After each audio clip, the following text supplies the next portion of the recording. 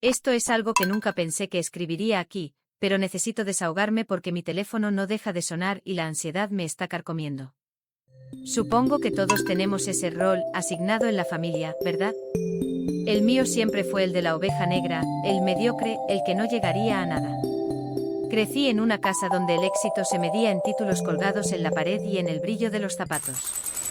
Mi padre es un abogado de renombre, de esos que creen que el mundo se divide entre los que mandan y los que obedecen. Mi hermano mayor, Julián, siempre fue el heredero de oro. Siguió los pasos de mi padre, se graduó con honores y siempre tuvo ese aire de superioridad que te hace sentir pequeño solo con estar en la misma habitación. Y luego estaba yo, Mateo. Yo no quería ser abogado. Yo quería entender cómo funcionaban las cosas, me gustaba la tecnología, los sistemas, el caos de los mercados que nadie parecía comprender. Para ellos, eso era jugar en la computadora. Recuerdo una cena, hace unos 7 años, cuando finalmente explotó todo. Yo acababa de dejar la carrera de Derecho en el 2.º año. No podía más. Sentía que me asfixiaba. Cuando se lo dije, mi padre ni siquiera gritó. Fue peor. Me miró con una frialdad que me caló los huesos y me dijo, Mateo, siempre supe que no tenías el temple para ser alguien. Si decides ser un don nadie, no lo harás bajo mi techo. Mañana tus cosas estarán en la puerta. Mi madre no dijo nada. Mi hermano simplemente soltó una risita burlona mientras cortaba su filete. Y cumplieron. Al día siguiente tenía 2 maletas y $200 en la cuenta. Los primeros 3 años fueron un infierno. Viví en pensiones que olían a humedad, trabajé en turnos dobles lavando platos y en mis pocas horas libres, me quemaba las pestañas aprendiendo sobre ciberseguridad y análisis de datos de forma autodidacta. Hubo noches en las que cenaba agua caliente con sal para engañar al estómago. Mi familia, mientras tanto, borraba mi rastro. Por lo que supe después, le decían a los conocidos que yo estaba viajando por el mundo encontrándome a mí mismo, una forma elegante de decir que les avergonzaba mi existencia. Pero el mundo da vueltas de una manera casi poética. Mientras ellos se dedicaban a vivir de las apariencias y de una fortuna familiar que creían inagotable, yo empecé a escalar. Conseguí un trabajo básico en una startup de tecnología, luego otro mejor. Descubrí que tenía un talento natural para detectar vulnerabilidades en sistemas financieros.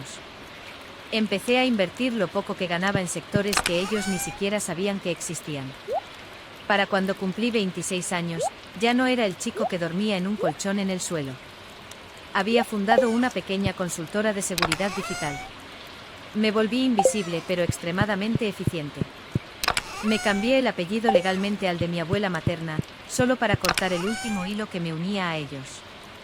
Para el mundo empresarial, yo era alguien nuevo. Para mi familia, yo seguía muerto. Hace 2 semanas, todo cambió. Recibí un correo electrónico. No era para Mateo, el hijo repudiado, sino para el director de consultoría de seguridad de mi firma. El remitente era la firma de abogados de mi padre. Resulta que Julián, el hijo perfecto, se encargó de la digitalización de los activos de la familia y de sus clientes más pesados. Y en su infinita arrogancia, creyó que sabía más que los expertos. Contrató servicios baratos, ignoró protocolos básicos y ahora están bajo un ataque de ransomware masivo. No solo han bloqueado las cuentas personales de mi padre, sino que han filtrado documentos confidenciales de clientes políticos que podrían llevar a toda la familia a la cárcel por negligencia y mala gestión de fondos. Están desesperados. Lo más irónico es que ellos no saben que el experto al que le están rogando ayuda es el mismo fracasado que echaron a la calle hace 7 años. Ayer me llamó mi padre por teléfono, consiguió mi número profesional a través de un contacto. No me reconoció la voz, supongo que el tiempo y la frialdad la han cambiado. Estaba llorando. El hombre de hierro, el que me dijo que yo no era nadie, estaba sollozando al otro lado de la línea, implorando que aceptara el caso porque la vida de su familia dependía de ello. Me ofreció una cantidad obscena de dinero que probablemente ya ni siquiera tienen de forma líquida. Me quedé en silencio por 1 minuto entero. Podía escuchar su respiración agitada. Por un momento quise rebelarme. Quise decirle, ¿me reconoces ahora, papá? Pero no lo hice. Acepté una reunión presencial para evaluar los daños, mañana por la mañana en su oficina. He estado preparando mi entrada. No voy a ir como el hijo pródigo que busca perdón. Voy a ir como el hombre que tiene el poder de salvarlos o de dejar que se hundan en el foso que ellos mismos cavaron. Mi hermano estará ahí. Mi madre, que nunca me llamó para saber si estaba vivo, estará ahí. Lo que ellos no saben es que ya he analizado el ataque. El error de Julián no fue solo incompetencia, hay algo mucho más oscuro detrás de este hackeo. Hay rastros de que alguien desde adentro facilitó las llaves de acceso, y tengo la sospecha de que el Hijo de Oro está metido en algo mucho más turbio de lo que parece. Estoy sentado en mi oficina, mirando el horizonte de la ciudad, con el contrato de servicio sobre mi escritorio. Parte de mí quiere justicia, la otra parte quiere ver cómo se desmorona el teatro de perfección que construyeron sobre mis costillas. ¿Debería ayudarlos y cobrarles hasta el último centavo de su dignidad, o debería entrar en esa sala, revelar quién soy y marcharme mientras el edificio se quema simbólicamente detrás de mí? Mañana es la reunión y mi pulso no ha dejado de acelerarse. Me puse mi mejor traje, uno que cuesta más de lo que mi padre solía darme para vivir en un año, y manejé hasta el edificio donde se encuentra su firma.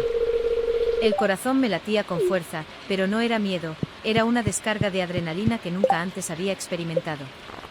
Al llegar a la recepción, la secretaria, que me recordaba vagamente de cuando era adolescente, ni siquiera me reconoció. Me anunció como el especialista jefe. Caminé por el pasillo que tantas veces recorrí de niño, sintiendo el aroma a madera cara y cuero que siempre asocié con la opresión. Al abrir la puerta de la sala de juntas, el aire se sentía denso, casi eléctrico. Ahí estaban. Mi padre, visiblemente envejecido, con ojeras profundas y el cabello mucho más canoso. Mi madre, sentada en una esquina, sosteniendo un pañuelo, evitando la mirada de todos. Y. Julián. Julián lucía desaliñado con la corbata floja y una expresión que oscilaba entre el pánico y la irritación.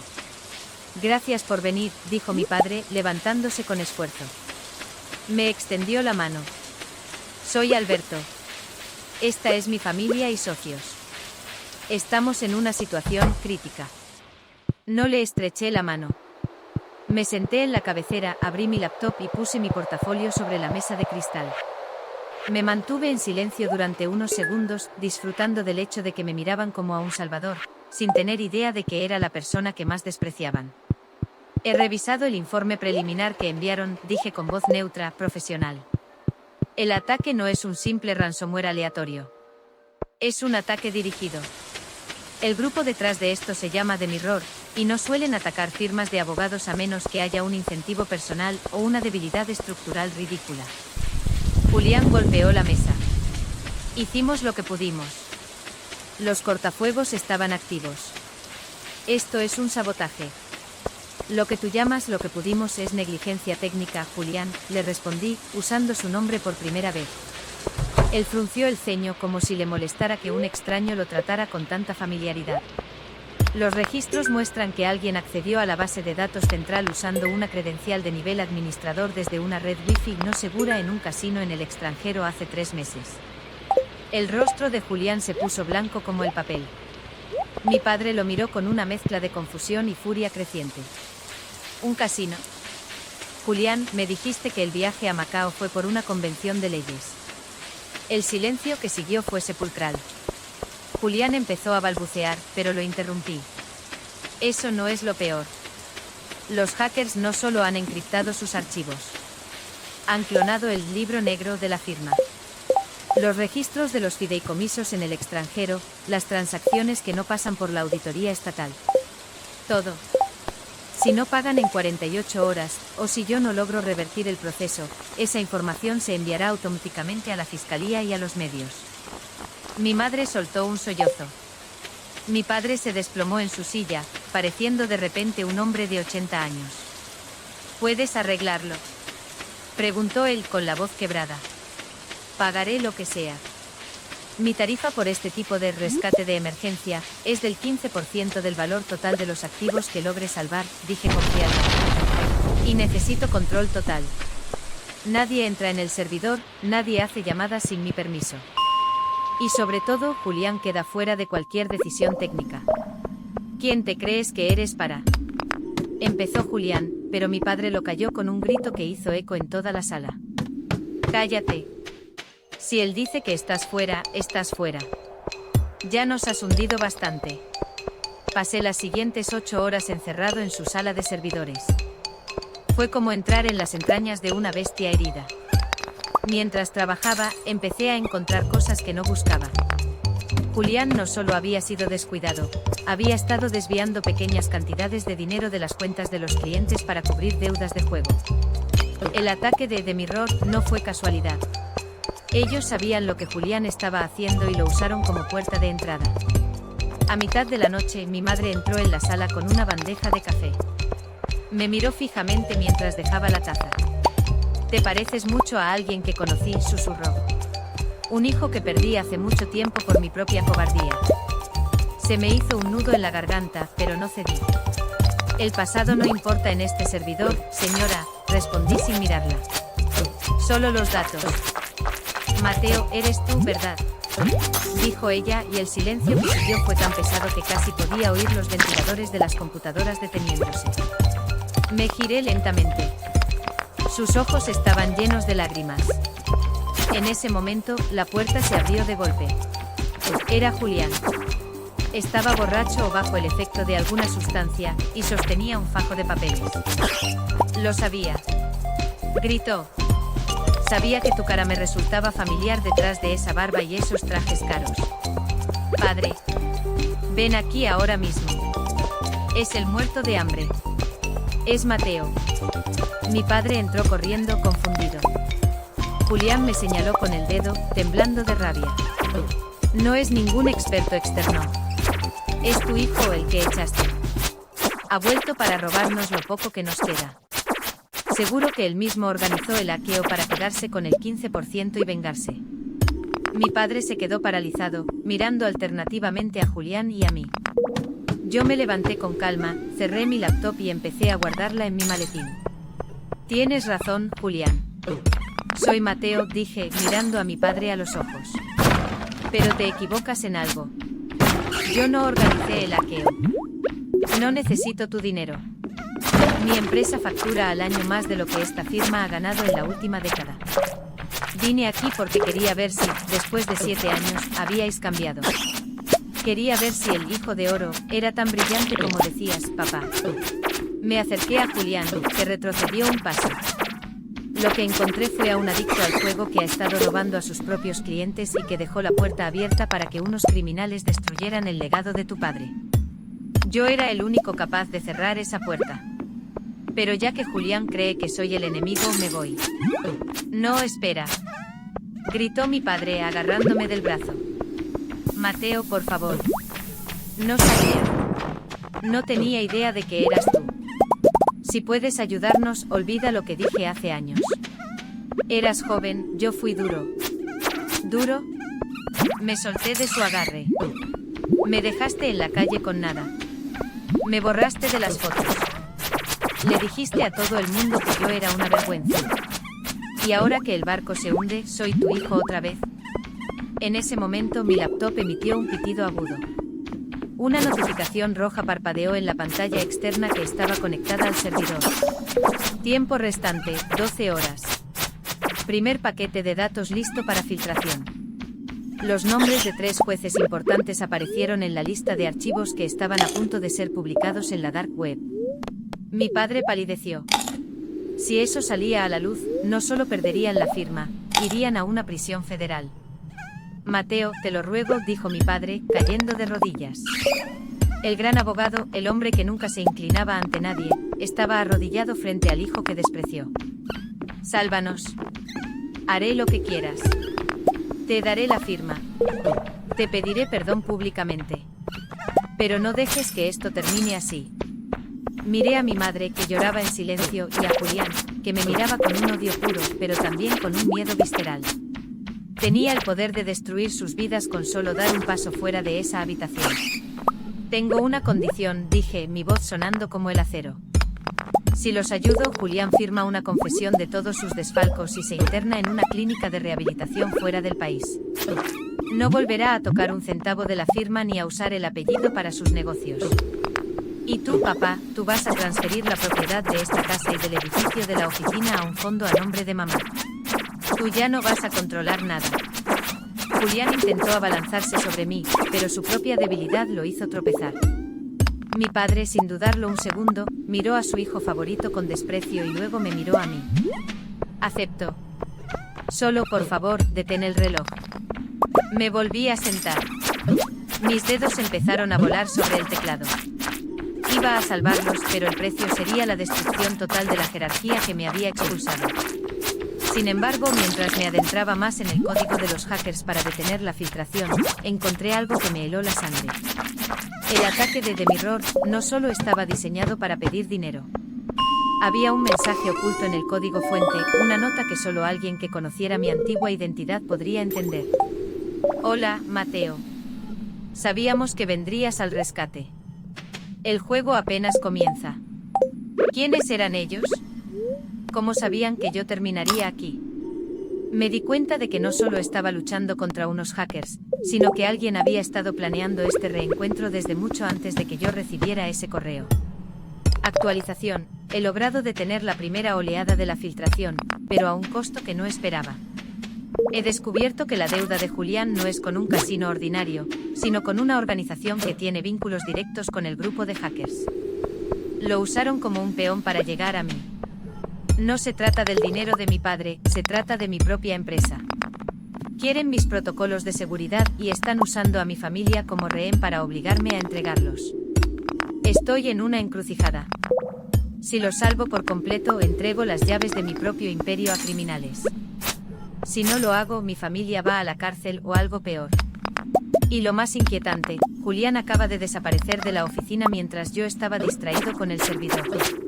Me quedé mirando la pantalla parpadeante, el código verde sobre fondo negro parecía una burla. El juego apenas comienza. Esas palabras no eran para una empresa de abogados de nivel medio en una ciudad cualquiera. Eran para mí. Alguien había orquestado el colapso de la firma de mi padre solo para sentarme a mí en esta silla. ¿Dónde está Julián? Pregunté, levantándome de golpe. Mi silla se arrastró con un chirrido estridente sobre el mármol. Mi padre levantó la vista, desorientado. Salió hace unos minutos, dijo que necesitaba aire, que no podía respirar aquí dentro me miró con una mezcla de culpa y súplica, contigo tratándolo así. Idiota. Rugí, perdiendo por primera vez mi compostura profesional. No salió por aire.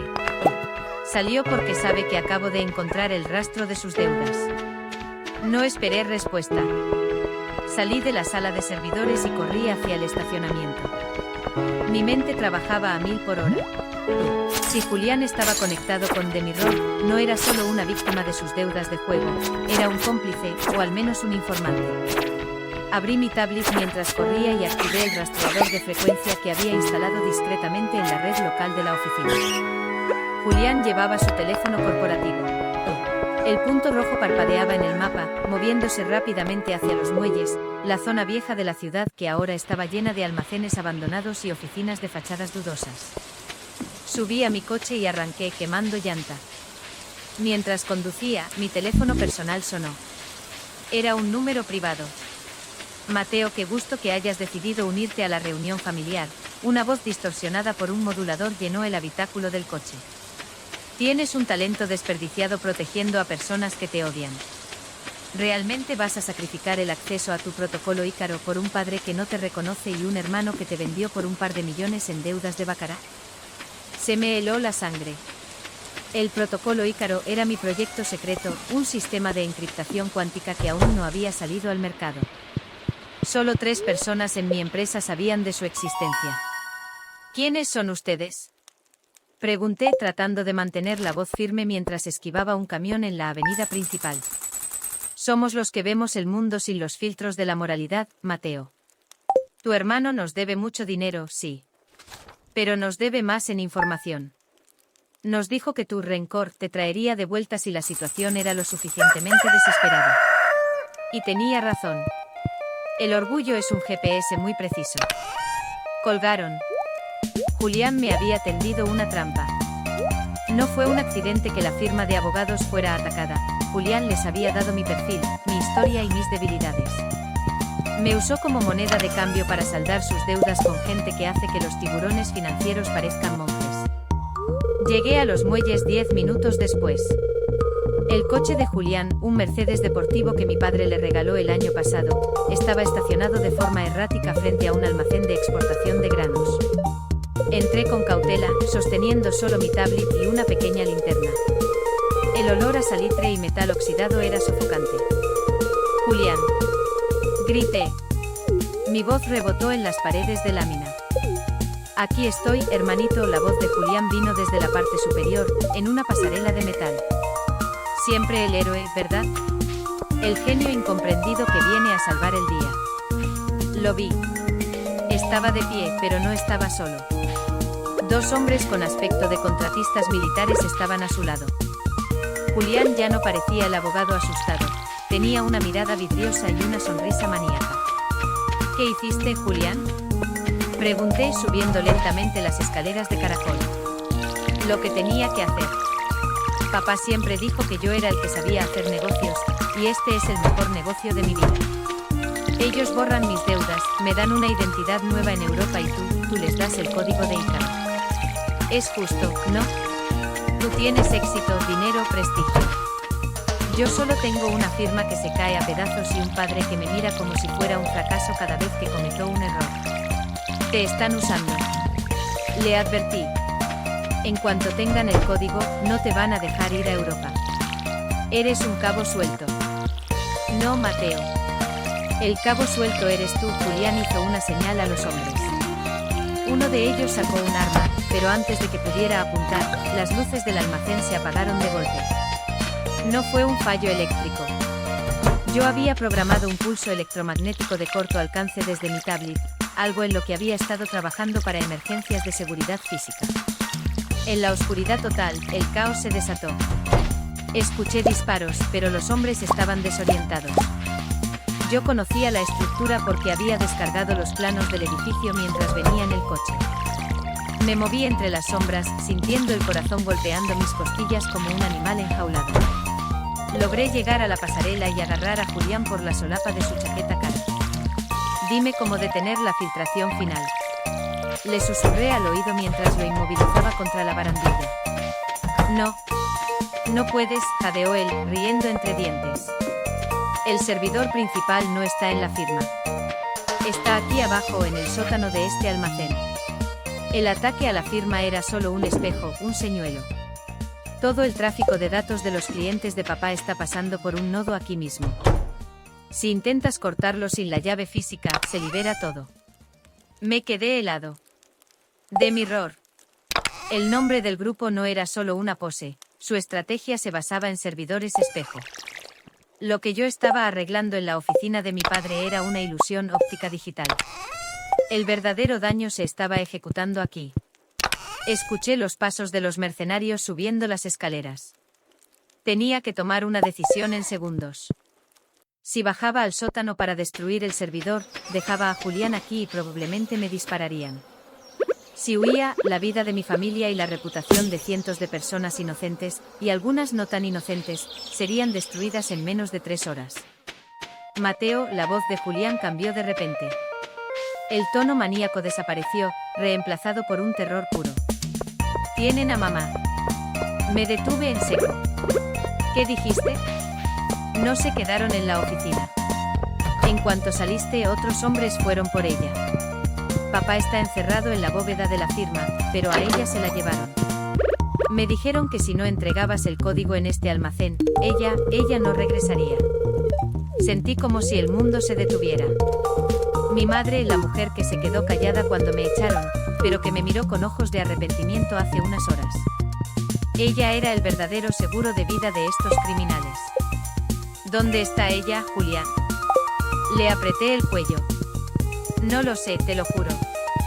Solo me dijeron que bajara al sótano y esperara a que el servidor terminara la transferencia de Ícaro una vez que tú te conectaras para salvar a la firma». Me di cuenta de la magnitud de la jugada. El correo de auxilio de mi padre, el ataque, la desaparición de Julián, todo fue un embudo diseñado para llevarme a este sótano, donde para salvar los datos de la firma, tendría que conectar mi equipo, lo que le daría a los hackers acceso directo a mis archivos encriptados a través de un túnel inverso. Me solté de Julián. El peso de la decisión era insoportable. Por un lado, mi empresa, el trabajo de mi vida, la seguridad de mis propios clientes internacionales. Por otro, la vida de mi madre y el fin de la pesadilla para mi familia.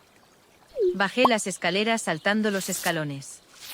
Los mercenarios estaban cerca, pero la oscuridad y el humo de un extintor que golpeé para que explotara me dieron cobertura. Llegué a la trampilla del sótano y me encerré por dentro. El sótano era un búnker de alta tecnología oculto bajo el hormigón podrido. En el centro, una torre de servidores zumbaba con una luz azul gélida. En una pantalla gigante vi el progreso de la filtración, 88%. Y debajo un contador para el inicio de la transferencia de Ícaro. Mi tablet se conectó automáticamente a la red local. Un mensaje apareció en pantalla: inserta la llave de encriptación de Ícaro para detener la filtración de la firma de abogados. Era un trato directo con el diablo. Saqué una unidad USB de mi bolsillo. Contenía el núcleo de mi software. Si lo introducía, la firma de mi padre se salvaba, la filtración se detenía y supuestamente liberarían a mi madre. Pero le daría a una organización criminal el poder de hackear casi cualquier sistema del planeta. Miré la unidad USB. Luego miré el servidor. Entonces vi algo en una pequeña pantalla de monitoreo en la esquina de la habitación. Era un vídeo en vivo. Mi madre estaba atada a una silla en una habitación que reconocí instantáneamente. Era mi antigua habitación en la casa de mis padres, la que habían dejado vacía y llena de polvo durante 7 años. Ellos estaban en mi casa. No estaban en un lugar remoto, estaban profanando el único lugar que alguna vez llamé hogar, usándolo como cámara de tortura psicológica. Mi mano temblaba sobre el puerto USB. En ese momento, la puerta del sótano empezó a recibir golpes violentos. Los hombres de Julián estaban tratando de entrar. Mateo, hazlo ya. Gritó Julián desde el otro lado, su voz distorsionada por el pánico. La van a matar. Cerré los ojos y recordé la cara de mi madre cuando me vio en la sala de servidores. Te pareces mucho a alguien que conocí. No podía dejarla morir, pero tampoco podía dejar que estos monstruos ganaran. Entonces se me ocurrió una tercera opción. Una opción que requería una precisión técnica suicida. Empecé a escribir código a una velocidad que nunca creí posible. Si no podía detener la transferencia sin entregar Ícaro, crearía un caballo de Troya dentro de mi propio protocolo. Entregaría una versión funcional de Ícaro, pero con una bomba de tiempo lógica que se activaría al intentar desencriptar los archivos de la firma. No solo destruiría los datos robados, sino que rastrearía la señal de vuelta al origen de los hackers, revelando su ubicación física y sus identidades reales. Pero para que funcionara, necesitaba que se completara el 99% de la transferencia. Tenía que jugar con fuego hasta el último milisegundo. Los golpes en la puerta se intensificaron. Una bisagra cedió. 92%. 94% susurré, viendo las barras de progreso. La puerta voló en pedazos. Los 2 mercenarios entraron, seguidos por un Julián con la cara ensangrentada. Manos arriba. Gritó uno de los hombres, apuntándome a la cabeza. Conecta esa mierda ahora o te vuelo los sesos aquí mismo y dejamos que la filtración termine. Miré la pantalla. 98%. Está bien, dije, levantando la unidad USB. Ustedes ganan. Solo asegúrense de que mi madre regrese a casa. Conéctalo, ordenó el mercenario. Metí la unidad en el servidor principal. La pantalla se volvió roja. Una barra de carga dorada apareció, transfiriendo protocolo Ícaro. Listo, dije sintiendo un vacío en el estómago. Ahora cumplan su parte. El mercenario miró su teléfono, asintió y bajó el arma. El jefe dice que el código es auténtico. Tu madre está libre. Julián, vámonos. Tenemos lo que vinimos a buscar. Julián me miró por última vez. No había arrepentimiento en sus ojos, solo una envidia podrida que nunca se iría. Gracias por el regalo de despedida, Mateo. Disfruta de las cenizas de la familia. Salieron del sótano y escuché sus coches alejarse a toda velocidad. Me quedé solo en el silencio del búnker, rodeado de máquinas que zumbaban. Corrí hacia mi laptop. Ahora es mi turno, dije entre dientes. El caballo de Troya se activó. En mi pantalla, un mapa del mundo empezó a llenarse de puntos rojos. La señal no iba a un solo lugar. The Mirror era una red descentralizada, pero mi virus estaba viajando a través de sus propios túneles seguros, quemando sus servidores uno por uno. De repente, una ubicación fija se iluminó en el mapa. No estaba en el extranjero. Estaba a solo 3 kilómetros de la firma de mi padre. Un ático de lujo en el centro financiero. Y lo que vi a continuación me hizo caer de rodillas. El propietario legal de ese ático, el líder de la red que financiaba a The Mirror, el hombre que había planeado todo esto desde el principio, era el socio principal de mi padre, el mejor amigo de la familia, el hombre que yo llamaba tío Marcos. Pero la sorpresa final fue aún más dolorosa. El virus detectó una cuenta vinculada que estaba recibiendo los pagos de las deudas de Julián. La cuenta no pertenecía a Marcos. Pertenecía a mi padre. Mi padre no era una víctima.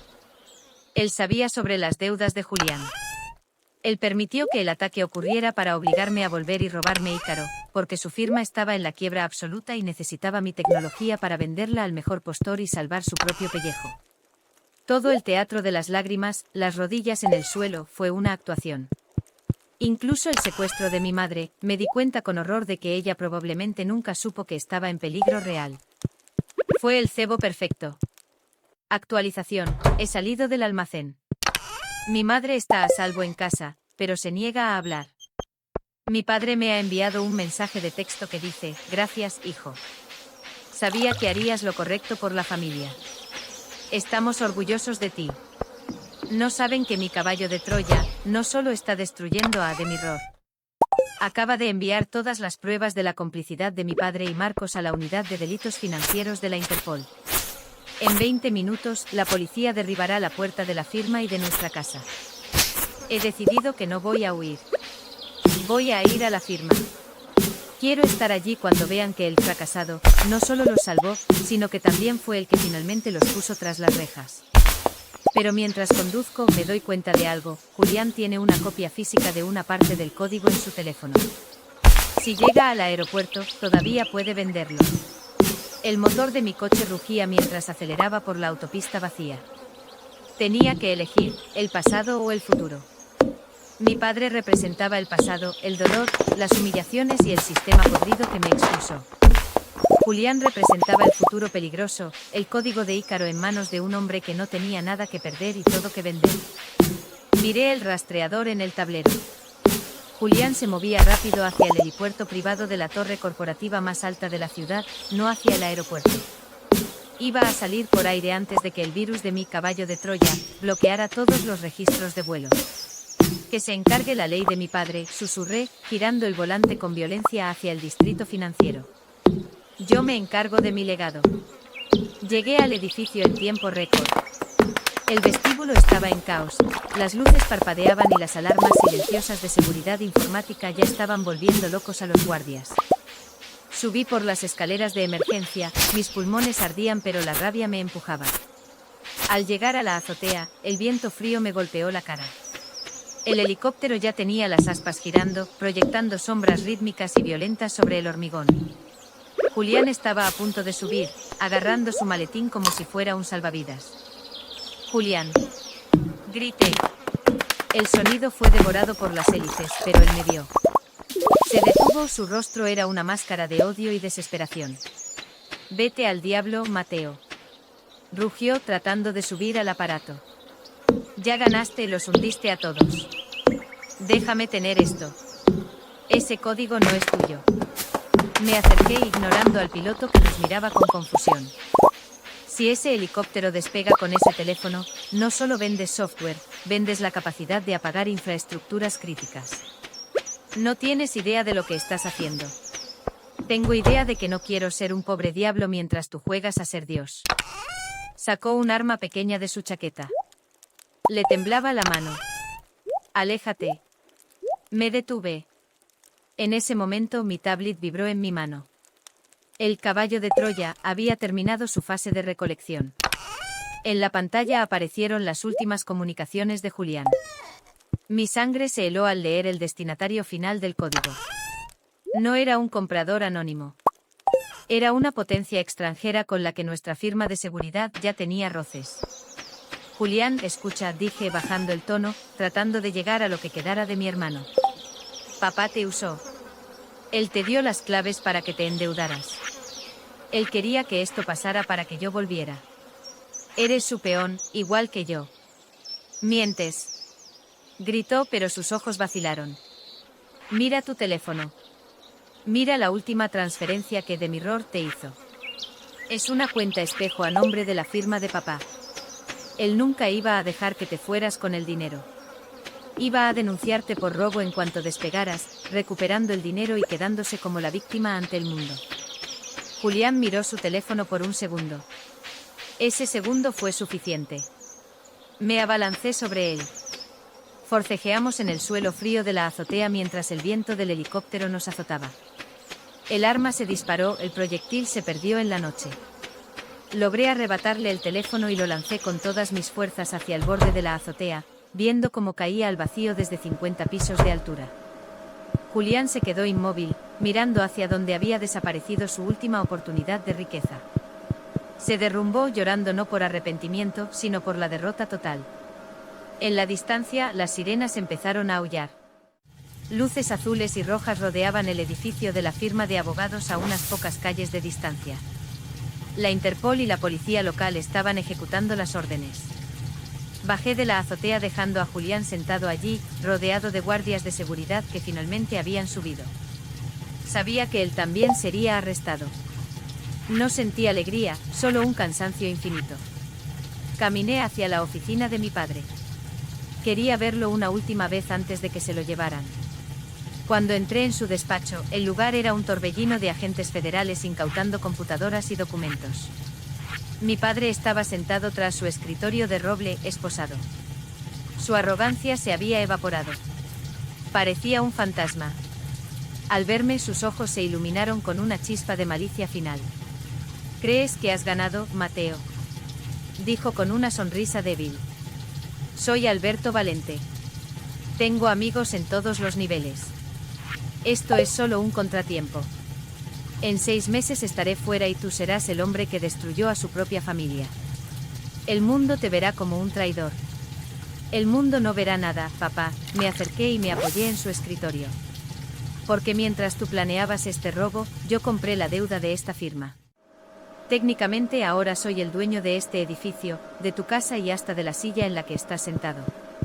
Y lo primero que voy a hacer como nuevo dueño es entregar cada registro oculto que encontré en tus servidores privados. No vas a salir en 6 meses. No vas a salir nunca. Le puse sobre la mesa una fotografía que encontré tirada en el suelo durante el registro. Era una foto de nosotros 3, hace años, en un yate. Yo era un niño y miraba a mi padre con admiración. Te admiraba, dije en voz baja. Pero resultaste ser el más pequeño de todos nosotros. Me di la vuelta y salí del edificio.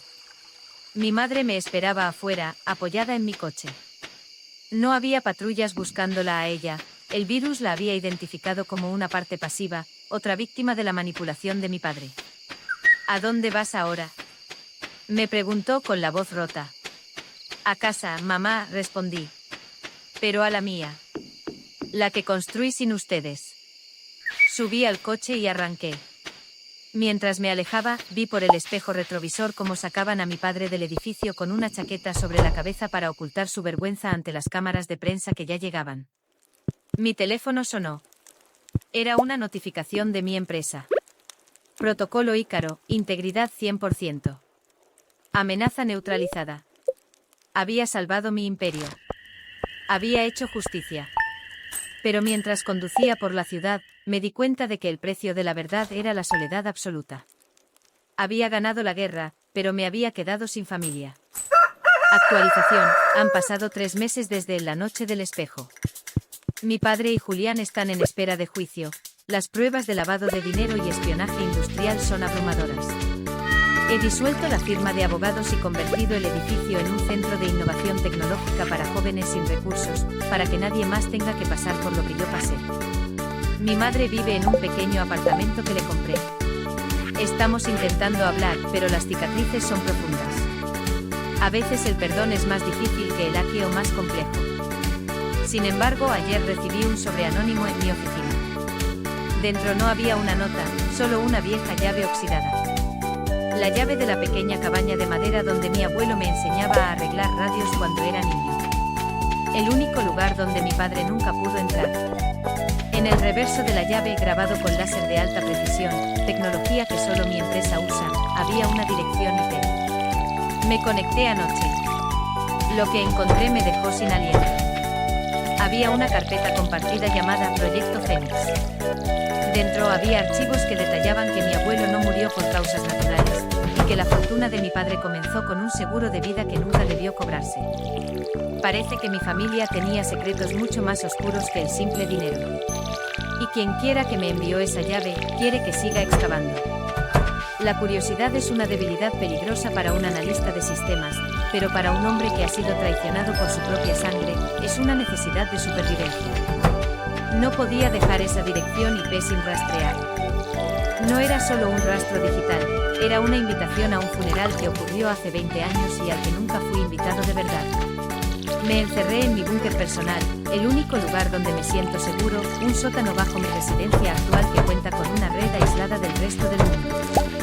Tecleé la dirección IP. La conexión me llevó a un servidor oculto en Islandia, protegido por capas de encriptación que reconocí de inmediato. Eran versiones tempranas de mis propios algoritmos, pero modificadas de una manera elegante, casi artesanal.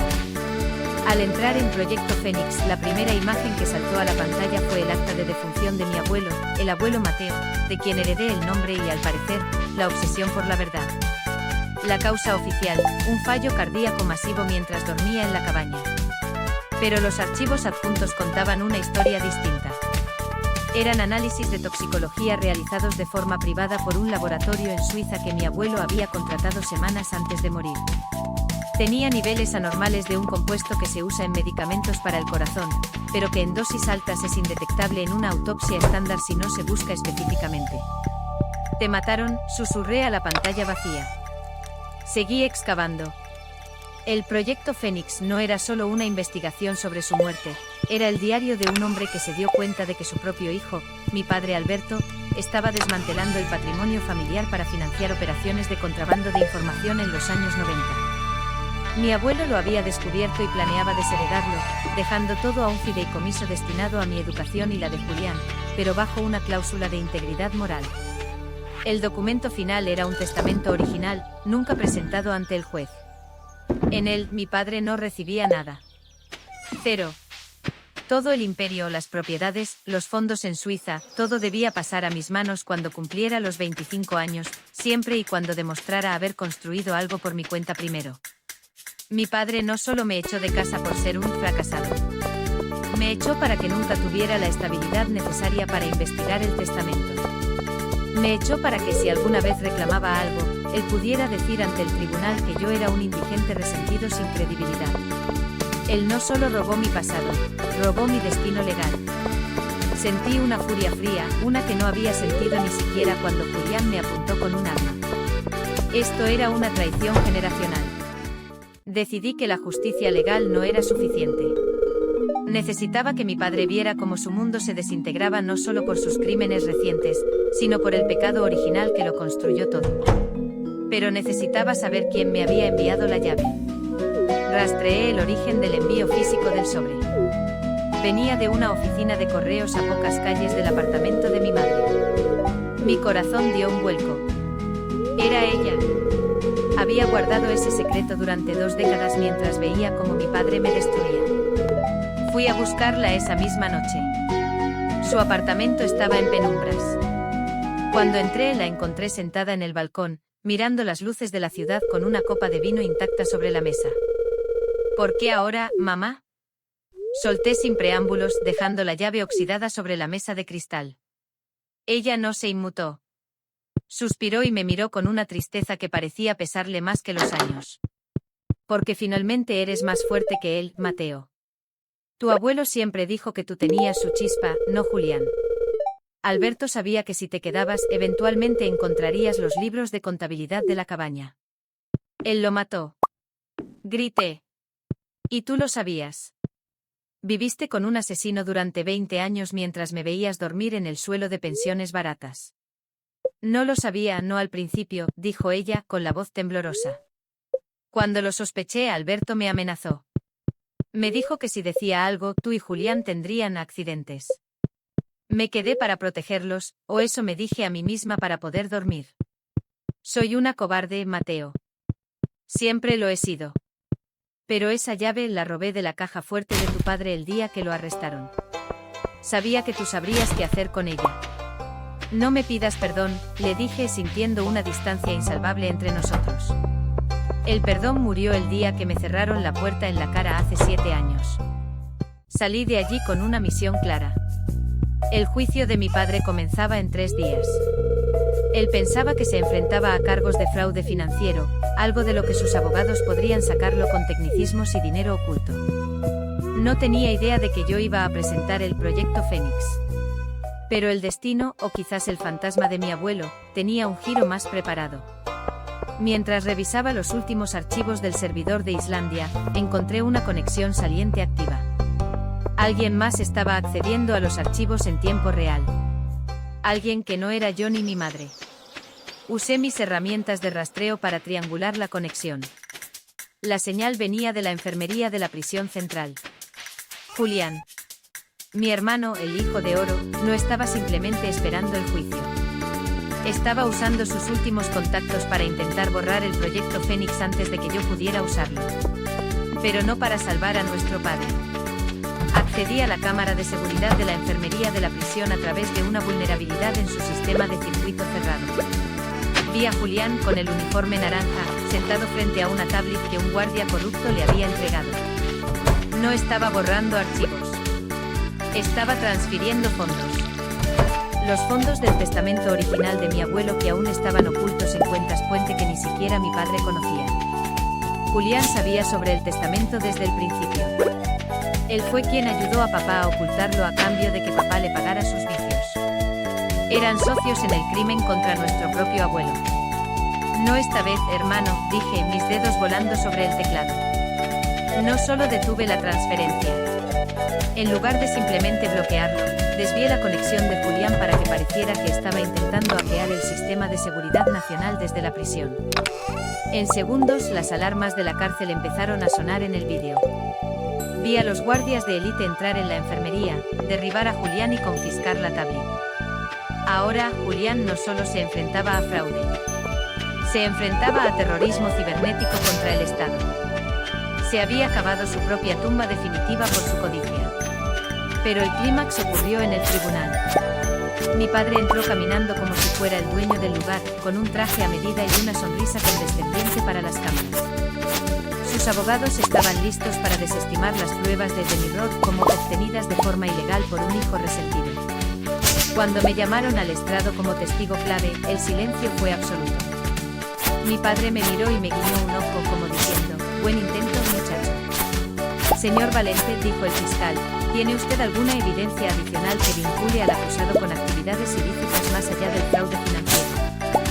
No solo con fraude, dije, mirando directamente a los ojos de mi padre. Tengo la evidencia de un asesinato y de un robo de identidad hereditaria que ha durado 20 años. El murmullo en la sala creció hasta convertirse en un rugido. Presenté los archivos del proyecto Fénix, los análisis de toxicología y, lo más importante, una grabación que mi abuelo había hecho en una grabadora de cinta antigua antes de morir, la cual había digitalizado esa misma mañana.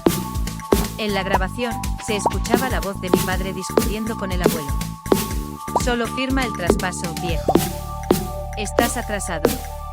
El mundo ahora es de los que saben mover los datos, no de los que guardan tierras. Y la respuesta de mi abuelo, débil pero firme, nunca, Alberto. Mateo verá quién eres realmente. He dejado todo preparado. Luego el sonido de una lucha breve y el silencio. Mi padre se puso de pie, gritando que la grabación era un montaje de IA. Pero yo había traído al perito forense más respetado del país, un hombre que no podía ser comprado, para certificar la autenticidad de la cinta original que encontré en el doble fondo de la caja de la llave. El rostro de mi padre pasó del rojo de la ira al blanco del terror absoluto. En ese momento se dio cuenta de que no solo perdía su libertad, perdía su nombre, su historia y cualquier sombra de respeto que le quedara. Mateo susurró con la voz quebrada mientras los guardias lo rodeaban. Somos sangre. La sangre se limpia, papá, le respondí. Y hoy, la familia Valente finalmente queda limpia de ti. Al salir del tribunal, los periodistas me rodearon. Querían saber qué se sentía ser el hombre más rico del país ahora que el testamento original había sido validado por el juez. Querían saber si iba a retomar el control de la firma. No habrá más firma Valente, dije a los micrófonos. Los activos serán liquidados y donados a fondos de compensación para las víctimas de las estafas de mi padre y mi hermano. Yo no necesito ese dinero. Yo ya construí mi propio nombre. Caminé hacia mi coche. Por primera vez en 7 años, sentí que podía respirar sin que el pecho me pesara. Sin embargo, al subir al vehículo, encontré una nota pequeña en el asiento del pasajero. Mi seguridad es impecable, nadie debería haber podido entrar. La nota decía, buen trabajo con el proyecto Fénix. Tu abuelo estaría orgulloso. Pero recuerda, Mateo, el 15% que pediste originalmente todavía no nos has pagado. De Mirror no olvida las deudas de honor. Me quedé mirando la nota mientras el frío volvía a recorrer mi espalda. The Mirror no era solo un grupo de hackers. Y mi padre no era su jefe. Él solo era un cliente más. Los verdaderos arquitectos de todo este caos seguían afuera, y ahora sabían que yo tenía el control de toda la herencia de mi abuelo. El juego no había terminado. Solo había subido de nivel. Actualización. He puesto a mi madre en un programa de protección de testigos y he triplicado mi propia seguridad. He descubierto que mi abuelo no era solo un empresario, era uno de los fundadores originales de lo que hoy se conoce como la Dark Web, y el proyecto Fénix contiene las llaves maestras de protocolos que podrían apagar Internet a nivel global. The Mirror no quiere mi dinero. Quieren el legado final de mi abuelo, el cual él escondió en mi ADN digital. Me quedé mirando esa nota en el asiento del pasajero durante lo que parecieron horas, aunque solo fueron segundos. El papel era de un gramaje exquisito con un ligero aroma a ozono, el olor de los servidores sobrecalentados. Deudas de honor. En el mundo de la ciberseguridad, eso es un eufemismo para una sentencia de muerte o un contrato de servidumbre. Arranqué el coche y, en lugar de ir a mi oficina, conduje hacia las montañas, hacia la vieja cabaña de mi abuelo. Necesitaba volver al origen. Mientras subía por los caminos serpenteantes, mi mente no dejaba de procesar la implicación de que The Mirror tuviera acceso a mi vehículo blindado. Significaba que mi tecnología, la que yo creía impenetrable, tenía un agujero. Un zero day que alguien había encontrado. Llegué a la cabaña al atardecer. El lugar estaba tal como lo recordaba, una estructura de madera rústica que escondía, bajo sus cimientos, el laboratorio donde mi abuelo pasó sus últimos años. Entré y me dirigí directamente a la chimenea. Moví una piedra suelta y activé el escáner de retina que él había instalado en los años 90, una pieza de tecnología adelantada a su tiempo. El suelo se deslizó con un zumbido hidráulico, revelando una escalera de caracol. Bajé al búnker. Las computadoras aquí eran reliquias, pero estaban conectadas a una red de fibra óptica privada que mi abuelo había enterrado bajo kilómetros de bosque. Encendí el terminal principal. El monitor de tubo emitió un parpadeo verde. Hola, Mateo, apareció en la pantalla. No era una grabación. Era una IA de respuesta lógica, programada con los patrones de pensamiento de mi abuelo. Sabía que vendrías cuando las sombras de The Mirror se hicieran demasiado largas. ¿Qué es este lugar, abuelo? Pregunté en voz alta, sabiendo que el sistema procesaría mi voz. Este es el nodo 0. Tu padre pensó que yo guardaba dinero. Pobre tonto. Yo guardaba la arquitectura de la libertad. The Mirror nació como un proyecto de transparencia, pero como todo lo que toca el hombre, se corrompió. Se convirtió en una herramienta de extorsión. Yo creé el interruptor de apagado, Mateo. Y ese interruptor está encriptado en tu propia historia clínica. De repente una alerta roja parpadeó en mi tablet. Alguien había roto el perímetro de la cabaña. Miré las cámaras externas. No eran mercenarios con armas, eran drones. Pequeños, silenciosos, equipados con cargas de pulso electromagnético y reconocimiento facial. Demirror no venía a matarme, venían a capturar el nodo cero. Abuelo, ¿cómo detengo esto? Pregunté con urgencia mientras escuchaba el zumbido de los drones sobre el techo de madera. El proyecto Fénix no es un archivo, Mateo. Es un virus de purga total. Si lo activas borrarás toda la deuda digital, todos los registros bancarios, todas las identidades de la red, incluyendo la tuya. El mundo volverá a 1970 en un segundo. Demirror morirá, pero tú también perderás todo lo que has construido. Tenía el dedo sobre la tecla de ejecución. Afuera, escuché la puerta de la cabaña siendo derribada. Los pasos resonaban justo encima de mi cabeza. Mateo Valente, una voz retumbó a través de los altavoces del búnker. No era la voz distorsionada de antes. Era una voz joven, femenina, con un tono de mando absoluto. Soy la directora de Demirror. No te molestes en buscar mi nombre, no existe. Si ejecutas Fénix, no solo nos destruyes a nosotros. Destruyes los hospitales, las redes eléctricas, los ahorros de millones de personas honestas. Serás el mayor criminal de la historia, no el héroe que crees ser. Ustedes empezaron esto. Grité hacia el techo. Usaron a mi familia. Mataron a mi abuelo. Tu abuelo murió porque se negó a aceptar que el mundo necesita orden, respondió la mujer. La vi en las cámaras de seguridad, estaba de pie en la sala de la cabaña, vestida con un traje impecable, mirando directamente a la lente. Nosotros somos ese orden. Tu padre era un peón necesario para traerte aquí.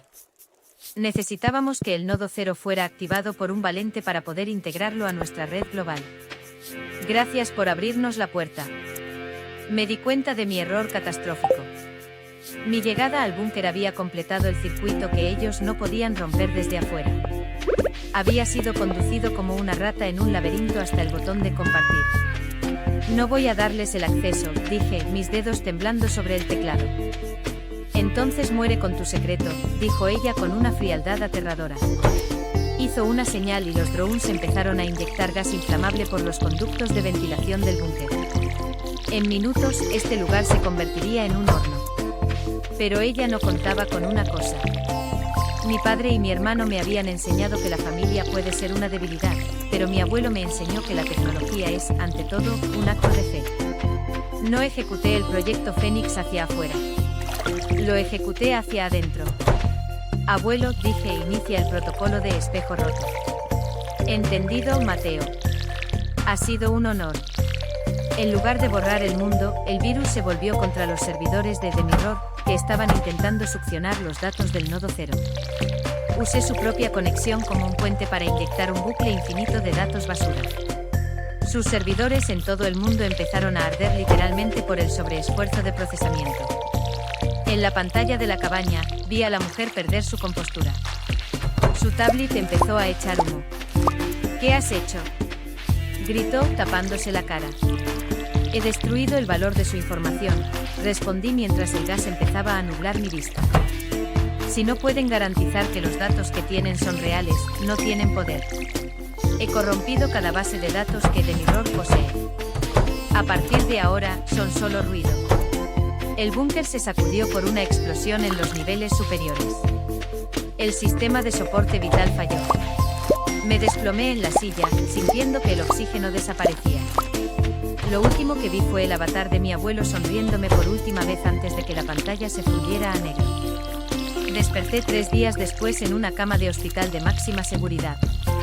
Mi madre estaba sentada a mi lado, llorando. No había guardias de la Interpol, solo agentes del Servicio de Inteligencia Nacional. Lo hiciste, Mateo, susurró ella. Demirror ha colapsado. Se están entregando en masa porque ya no tienen forma de protegerse entre ellos. Sus archivos son ilegibles. Miré mis manos. Estaban vendadas. El búnker no explotó, pero el incendio en la cabaña fue masivo.